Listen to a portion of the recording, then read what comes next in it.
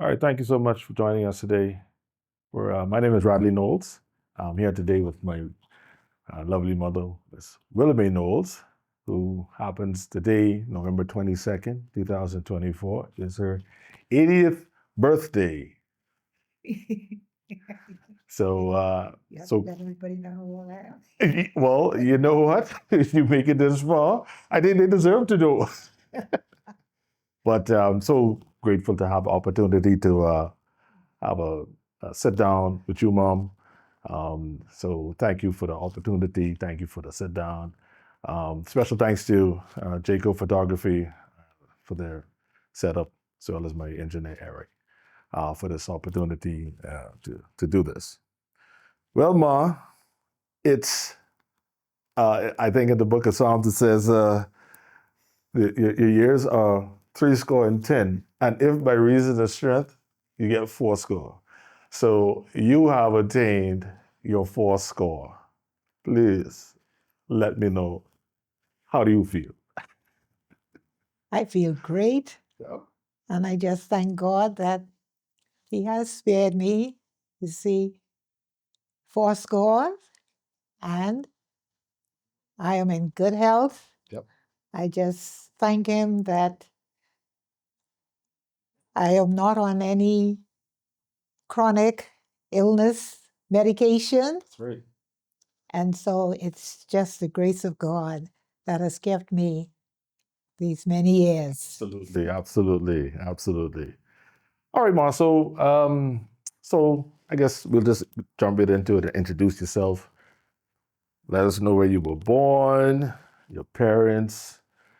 Um, yeah, you just take it from the top and let us know exactly um, who you are and your quote unquote humble beginnings.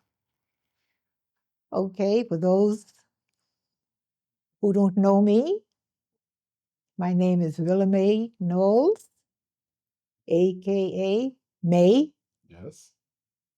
I am the oldest of 6 children of Chauncey and Laura Tynes, and I was born in Palmy Bay, Auckland, exactly 80 years ago.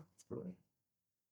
And it uh, came, well, but like I said, I was born in Auckland, and then my parents moved to Nassau when I was a year old. And we've um, been here. Well, like I said, I'm the oldest of 6 six children. My sister is Sheila, and my brothers were Vaughn, Chauncey II, and Gregory, who are all deceased, and my baby brother, Kirkland. Yes. Okay. And for my early years, I was spent on the light station because my father was a lighthouse keeper, and he was stationed at some of the light houses. The first one he was stationed at was at St. Salvador, and from St. Salvador he was transferred to a little key called Castle Island. Yep. And that's where my second brother, Chauncey Jr., was born. And from Castle Island, we went to Inagua, and that's where my last brother, Kirkland, was born. Then from Inagua, we went to Bird Rock. We spent about 2 years at Bird Rock, went back to Inagua, and in 1958, we made our final trip to Nassau from the light stations. Right. So you would have been at this point, if my calculations are correct, you'd have been about 13, 14. I was 14. I was 14 years old when we came to Nassau. So how was it like in those early years? Well, I guess moving, because you guys were moving about right? from then. Mhm. So, like, what was that like? Because you only Yeah. there was no Bahamas there back in those days, so you only had to travel by boat. Had to travel by sailboat, Yep. or well, for those who are in my set probably remember the air pheasant. Okay. Right. And because of all the travels on the high seas, all of that, I just had an aversion of boats ever since, Okay. until last year, 2023, when Kirk was celebrating his 70th birthday. Yes. He wanted to go on a cruise, and at first I refused because I didn't want to go on a boat. Yep. But I had a pleasant surprise, a pleasant journey Yes. on that cruise. Yes, I think that's a far cry from where you started to what it is now, as far as it's cruising the high seas. Seas. So yeah. Right, yeah. Yeah. Okay. So you were at when you transitioned from, oh, maybe I should ask you this. What is one of your fondest memories, like before you, like growing up on those, like at the stations and stuff like that? Was there any Yeah. particular thing that you could remember that? Well, there was so many because, like I said, um, those other stations like Bird Rock and Castle Island, Mhm. it was just the two lighthouse keepers there. That's right. And so, and many of the other keepers, they didn't have their families with them. Okay. So that caused the six of us to grow very close Wow. because Okay. we had to be each other's friends. That's correct. That's correct. You Okay. know? Wow. And so that is what causes this closely knit bond with the I siblings. can see. Okay. Um, so at this point, is it like, are you, because I know Grammy Laurel, for those who don't know, she was um, being a born again believer, and I'm sure she had you guys like doing Bibles and Bible verses and stuff like that. And how did that early introduction, how did that shape you um, in your faith? Well, that's right, because every night after supper, Mm-hmm. she would read the Bible. She would have us to memorize some scripture Okay. verses. Mm-hmm. And then she not only prayed, she made us pray. Okay. Yep. You know, Uh-huh. and because of that, those seeds were sown into our lives. Mm-hmm. And I remember at Inagua Mm-hmm. that it was like a revival broke out Mm-hmm. among the children Okay. because Greg, he was the first one Mm-hmm. to make a profession. And then, and later on, they all made a profession. And Mhm. then Chauncey Jr., Mm-hmm. who we called Windy, Mm-hmm. that was his siblings' Yes. nickname for him. Well, he was the last one. Uh-huh. But I remember there were two things that drew my attention to the spiritual walk. Mm-hmm.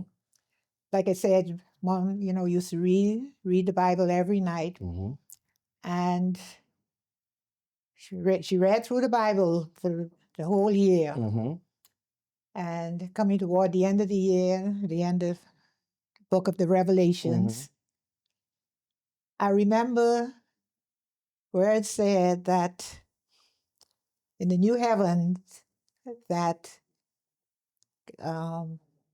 those who enter the new heaven will be given a white stone with a name that only the person who received the stone would know.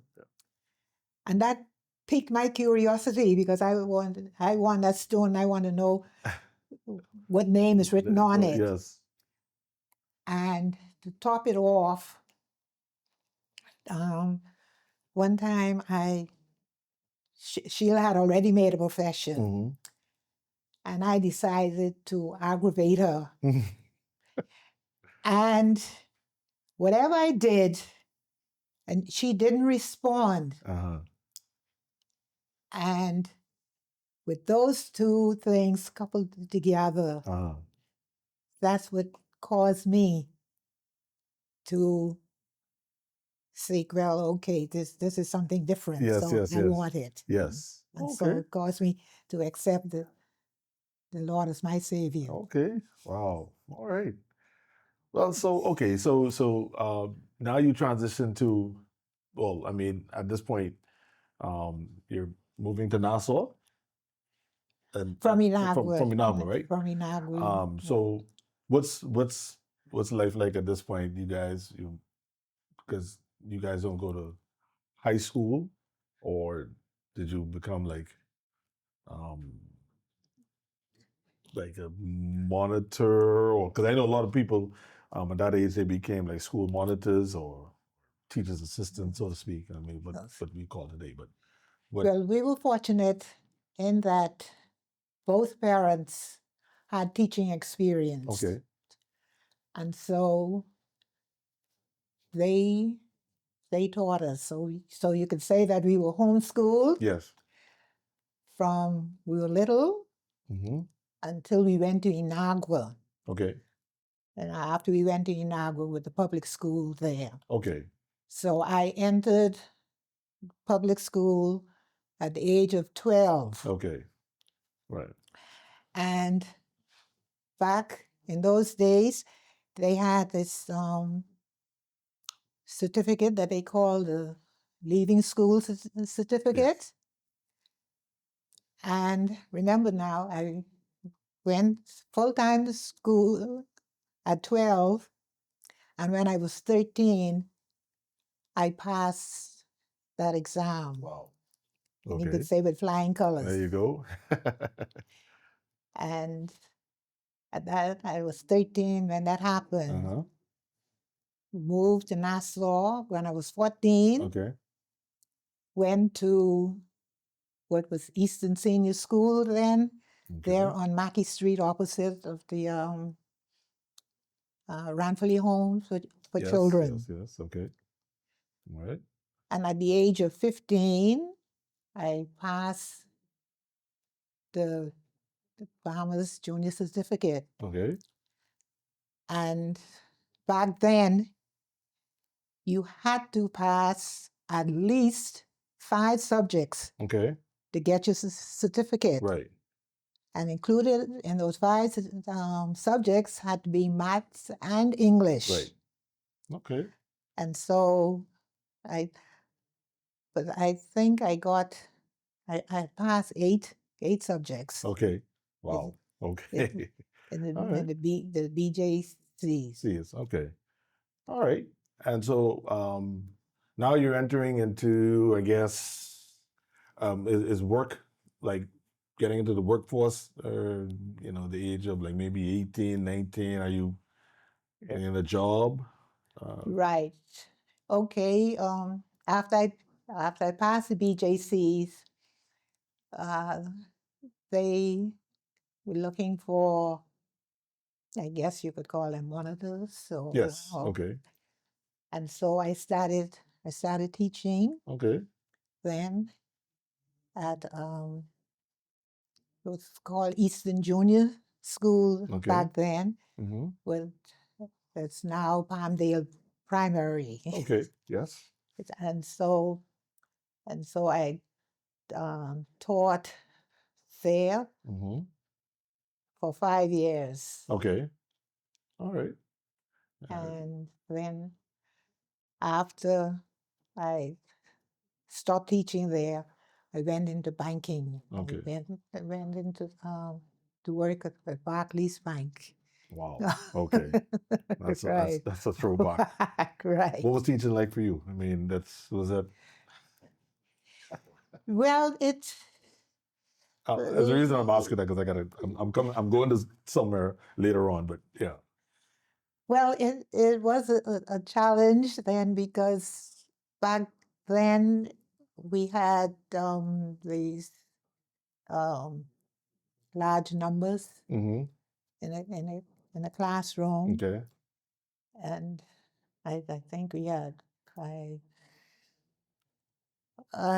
oh, it's been so long now, I don't even remember how Okay. many Yeah. students we had, but then we would have two teachers I got you. to a room. So, and each teacher was responsible for so many children, Okay. Yeah. So like I said, it was a It was a challenge challenge. I understand. de- Yeah. dealing with 7, 8, and 9-year-olds. Yeah. Yes. I can only imagine. I can only imagine. Okay. So you're when teaching, so you go into banking. Yes. So so you're at Barclays. How Yes. long? So are you there long? Are you I was at Barclays Bank for about 4.5 years. okay? And it was during the time at Barclays Bank that I got married. Okay. All right. So now we transitioning now from young adulthood to place where you chose to take on a new role, so to speak. So how did this? Where was the first time? Just where was the first time, or how did you meet Ralston? Okay, Ralston is her husband, my father, and this I always like to know like how people meet each other. So, Mom, please tell us, how did you meet Ralston? Okay. The very first time I saw him, that was in 1961 or 1962.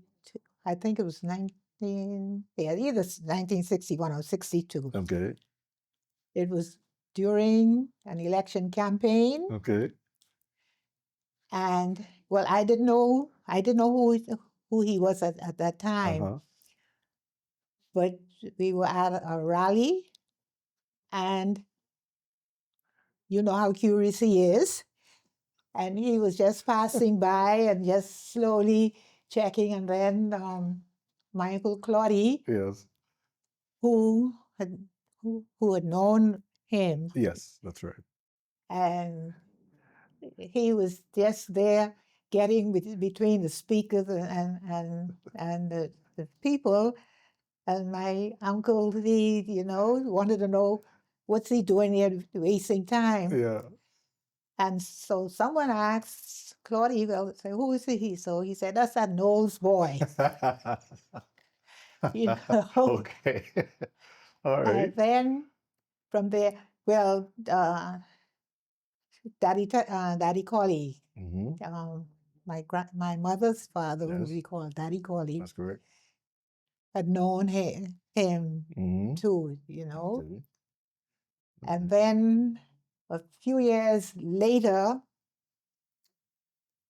one night we were having, Calvary Bible Church was having a services Mm-hmm. there on Montrose Avenue, Mm-hmm. where Bahamas Bus and Truck is Yes. now. Yes. Not that I was And there, by the way. I just know about it. that's right. Yeah. And well, that night when I saw him coming into the meeting, that was the second time I'd seen him. But then I remember seeing him at the Yes, political rally. that's correct. Okay. And then that's the night that he made a profession of faith, Okay. And then after that, he started attending the church. Okay. And then, well, to tell you the truth, when Calvary Bible Church moved on to Collins. Collins Avenue, he moved with the church, Okay. but there was another young lady that he was more interested in. That he came the Calvary Bible Church, Okay. but her interest was somewhere else. Okay. Well. And so I guess you could say I was on the rebound. Oh dear. You know? But let me be. If whatever the rebound was, it's 50. I'm trying to get it right now. Is it 56 56 years later? later. And I guess it was one rebounded. I guess it was a good rebound, I guess.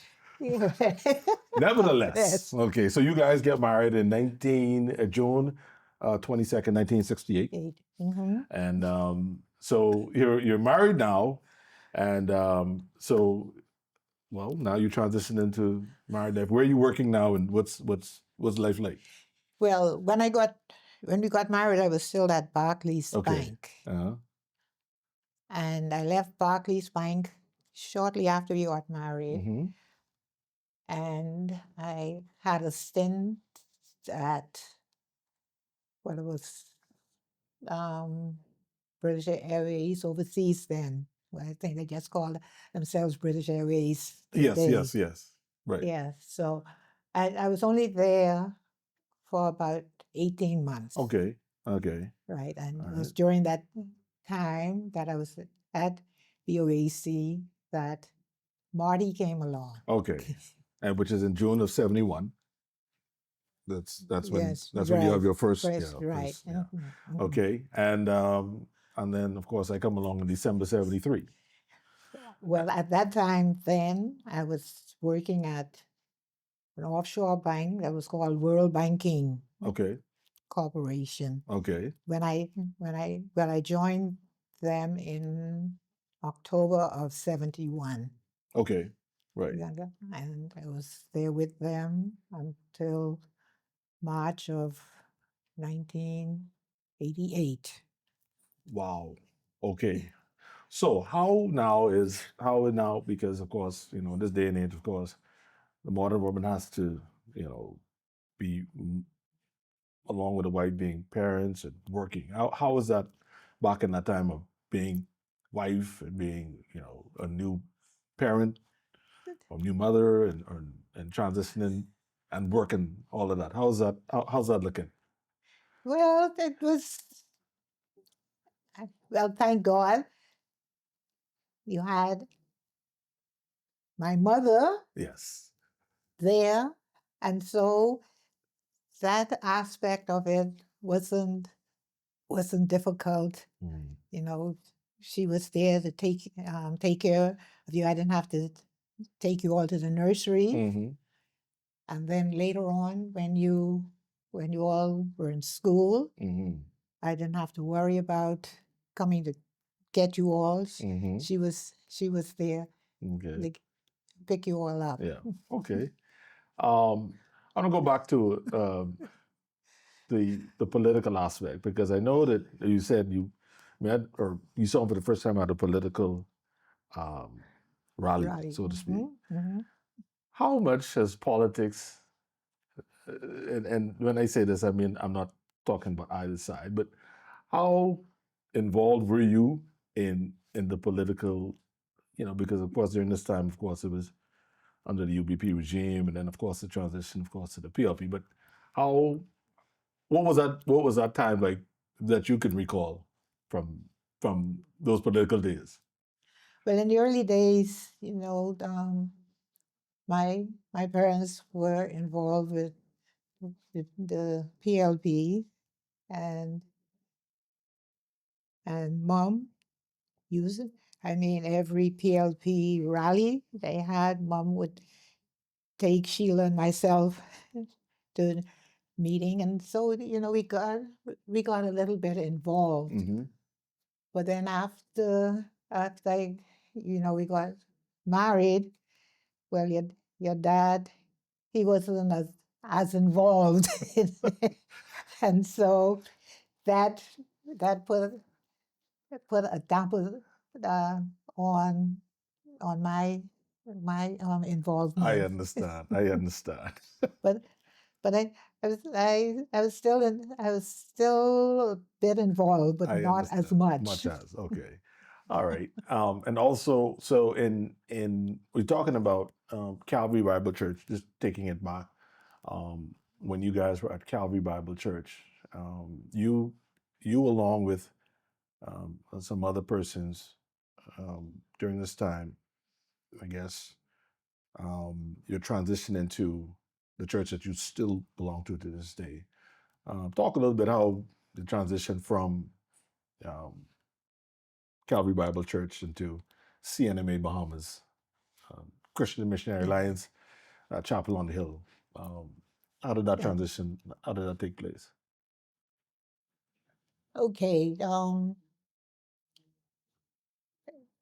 When well, Earl Wish, Pastor Mm-hmm. Earl Wish, he was Mm-hmm. the founding pastor of Calvary Bible That's good. Church. But then after he retired, and in the process of looking for another pastor, Mm-hmm. the board of Calvary Bible Church finally accepted Pastor Maurice Anderson Mm-hmm. as the pastor. Mm-hmm. But then Pastor Anderson came from a Christian Missionary Alliance That's background. correct. And somewhere along the line, some of the members of Calvary Bible, they got the impression that Pastor Anderson wanted to turn Calvary Bible Church into a ministry of Christian Missionary Alliance, knowing that Calvary Bible Church is an That's independent correct. church. And because of that conflict, um, Calvary Bible Church, they relieved Pastor Mm-hmm. Anderson Mm-hmm. of the pastoral Mm-hmm. duties. And because of that, there were 7 men who got together and they decided that, okay, we will have Pastor Anderson to come in and tell us about this new work. Mm-hmm. Mm-hmm. And so, and based on that, that's where the Christian Missionary Alliance in the Bahamas was born, and with Chapel on the Hill being the mother church, so to speak, of that denomination. And this was February of 1971, if I'm not mistaken. Right, Okay. right. Mhm. Let's have a quick quiz. Can you recall a few of those founding members? Okay, there was Cyril Stevenson, Genius Wells, Captain Roy Collins, Seward Ferguson, Ralston Knowles, um, Emmanuel Bannett. Mm-hmm. Those are That's those, six, yeah. and okay, That's all I could um, remember from the picture. with, there were 7. Yeah. Roy Hall. Mr. Hall, that's Hall, correct. right, Yes, Roy Mr. Hall. Hall. Yeah. Yes, Okay. Yeah. yes, And their okay. families, and all of their families came along and started the work as Yes, well. yes. Okay. Mhm. Yeah. So the work of the Christian Missionary Alliance Chapel on this started, and because at this time, because leading back to originally talking about um, teaching, Mhm. um, you are you like a Sunday school teacher or? Right, yes. Yeah. Well, well, I was a Sunday school teacher at Calvary Bible Church. Mm-hmm. But then when we left Calvary Bible and started Christian Missionary Mm-hmm. Alliance, um, well, at that stage, I was pregnant with Marty. Mm-hmm. And so I didn't get involved. But then soon after he was born, I got into teaching and has been involved with the Sunday school from then until I think it was about 2 years ago that I finally relinquished that part of the Sunday school to someone else. Exactly. So those many years you've been involved with in some capacity as far as Sunday The Sunday school, as far school. as Mhm. the chaplain is concerned. Right. All right. So it's 1988. You've been to the bank until 1988. 88. So what's the transition now from 88? Well, that's it. Because I, I still wanted, to stay in banking because, I had my finance degree and I wanted to stay. And I went on a few interviews, but I, the same thing what I was doing when I was with, the bank that I went to, World Banking Corporation, had since changed its name to SFE Banking Right, that's correct. Corporation. And doing basically the same work at SFE Bank. I'd go to these other banks and they wanted ever so much more. And so I decided, well, I will just become a part of the family business because by this time now, Variety Auto Parts was established. correct. And so I said, well, I might as well go and work in the family business. Yes. Okay. All right. So the transition is, of course, to family business, Business, right? right. So in in uh, fall of '89, you now have the dubious task of taking your firstborn to university. Right. What's that like? Well, I tell you, that is something, I guess, as a mother taking her first child off, only you can experience that. Yes, absolutely. because because when the morning I was leaving him Yeah, there, well, he went to Mercer University in Macon, Georgia, that's correct. and I had to drive from Macon to Atlanta to catch the flight to come That's home. correct. And I cried the whole way from Macon to Oh, Atlanta. bless you. I can only imagine. I can only imagine. You know. Wow.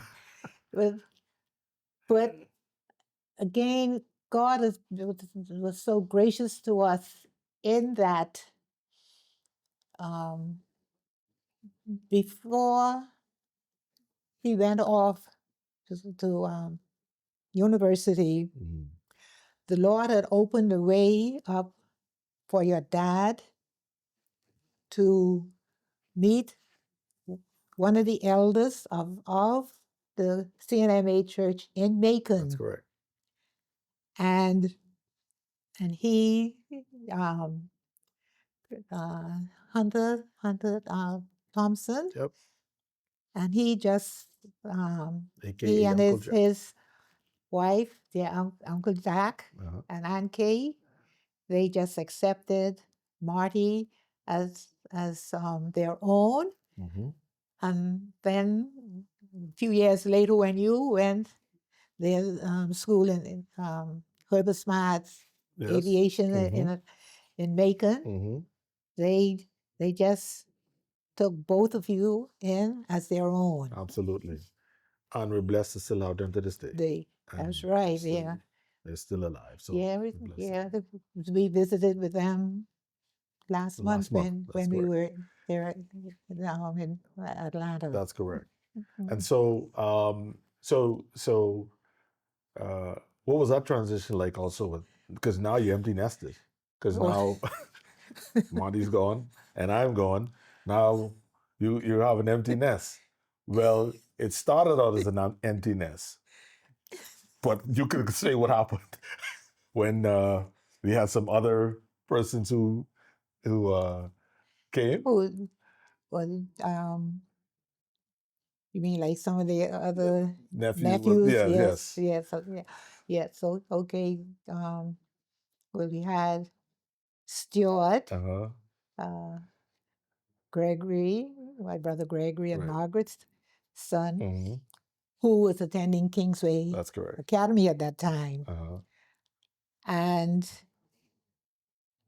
I guess traffic being as it was then, and it still is today, Wow. and so they thought it was easier for me to take him to school, and so he would spend the school days there, and then on the weekend he will go home, Mm-hmm. and then later on we had Margaret's nephew, Mm-hmm. Ellis, Margaret's brother Ellis, his son, Julian. Mm-hmm. And Julian came by and Mm-hmm. spent some time with us. Mm-hmm. And then later on, we had another one of Ellis's children, Kanishka, one of her sons, Mm-hmm. Shaleon. He came by and Yes. spent some time. So although you all were not there, Right. we still Yes.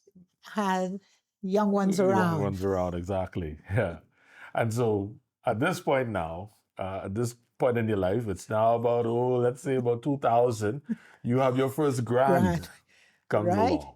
That, What is that's life like as a new grandparent now? oh, now that was some, like they say, a horse of a different color. I got you. Okay. you know. But anyhow, it was such a blessing. Mm-hmm. It to have her come Mm-hmm. around, and then to how sometimes even as a toddler, she tried to outsmart me. Yes, of course. Because I would put her in a playpen, and somehow or the other she used to climb out of it. This is Soli. This is my elder daughter that we're talking about. Solely right. Yes. And 2004, my other daughter's born, But he Albany, came comes along, along. right? Yes. All right. And so now you basically a full-time grandparent at this point. And Right. how's that? I mean, you're talking some 20 years ago now that I mean you've seen them. I mean, and you transitioned Well, to.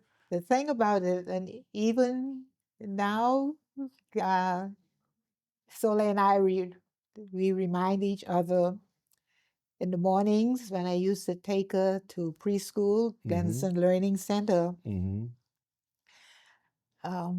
I used to pray with her just before we got to school. Mm-hmm.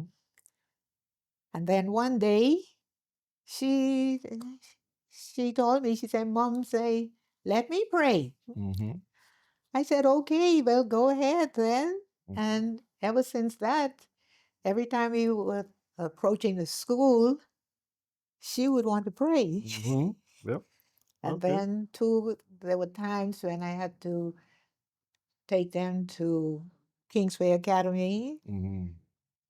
When I pull up in the yard, I'll pray with them. Mm-hmm. And one morning, one of the parents passed by when we were about finishing up, Mm-hmm. and she said, "Grandmother, that's a good thing you're doing with your grandchildren." Exactly. Yeah. Okay. And then too, another thing with them, after the classes, they wanted to go to the tuck shop, and I always had somewhere else to go after after I would get them from school, Uh-huh. and so I told them, I says, um, after class, come to the car, but on Friday I will treat you Yes. all. And for years, every Friday we would go to one of the fast food places. Uh-huh. And even now that they are young adults, they Yes. they still I remember still that. remember that. Absolutely. Right. Absolutely. Mm. Absolutely. Um, what t- talking about the kids. So those are the grandkids. I want to talk about like the other nieces and nephews because what is your relationship with with your siblings children? Because I mean I know what it's like, but for those who don't know, can you kindly share what is your relationship with your other nieces and nephews?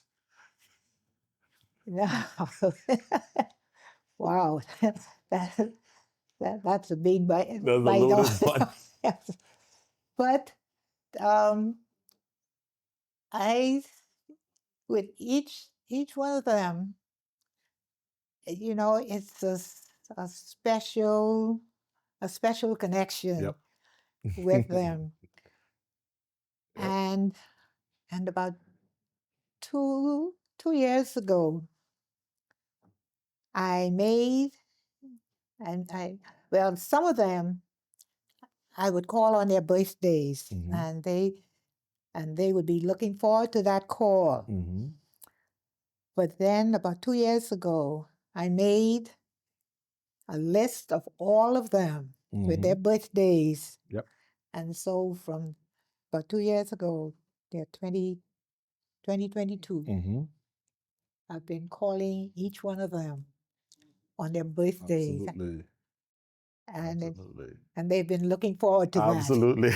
And I always tell them, I said, I don't have any worldly goods to leave for you, but this is the legacy I want to Absolutely. leave with you, that you say, on my birthday, and may call me. Absolutely. Absolutely. That's correct. Yes, and that is something that I mean, even myself, I try to do it. Well, not only family, I like try to do a lot of friends that, if I know your birthday, I'll give you a call on your birthday. Why? Because that's the one day of the year that's special to you. That's And right. and so, it's something that I like to, do as well. Um, I want to talk about you are an integral part, and we talked about the church life already, but as far as the women's ministry at, Chapel on Hill, I mean, how important are they? I'm talking about the entire body, yes, but the women's ministry itself. What is that relationship with yourself, with you and the ladies at the Chapel on Hill? Well, I think probably going back to the middle 1990s or Mm-hmm. so, I was the one to plan the trips when we go on retreats and things like that, and then to also do the planning for the local retreat. That's correct. And I told them in October, the last retreat, that soon that anointing will lift off of me, and it will have to fall on on one of them. Yes, exactly. Yep, exactly. Yeah. So what what would you want to be like your legacy? People they say, listen, they want to remember you. Or how would you like to be remembered? I mean, and this is by no means any, you know, saying that you leaving anytime soon. Let's establish that right now. But if for the record, what is it that you'd like for your legacy to be um, here? Well, I've worn so many hats. Yeah. So, but like I was thinking a few days ago, um, this this was probably about 10, 15 years ago. Mm-hmm. I had decided that, okay, I've reached a certain age now, time for me to back out and let others fill in. Mm-hmm. I'm just going to sit back and retire. Mm-hmm. And whatever year that was, Nathan, who is now our pastor, Nathan Wells, Mm-hmm. he preached the watch night service that night. Mm-hmm. And I had not mentioned it, my plans to anyone. Mm-hmm. It was only what I thought. Yes. And in Nathan's message, the only thing I remember from that watch night service was, you said you're going to retire. What are you going to retire from?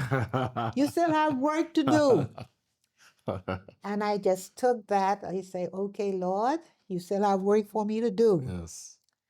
And so I continued on with, in the teaching ministry, Mm-hmm. in the church governing board Yes. ministry. Mm-hmm. And even now at this time in my life, Mm-hmm. I am now the church's part-time administrator. Exactly. Exactly. Yes. And I said, I don't know how many churches administrators had taught their pastors in Sunday school, but my pastor, I taught him in Sunday That's school. correct. Absolutely, you did. That's right. And that goes to show. Part of it is you're teaching. She taught me as well, of course, in Sunday school. But you know, yeah, it just goes to show. Your contributions, in that aspect of it, is it's well known. It is tremendous. That's right.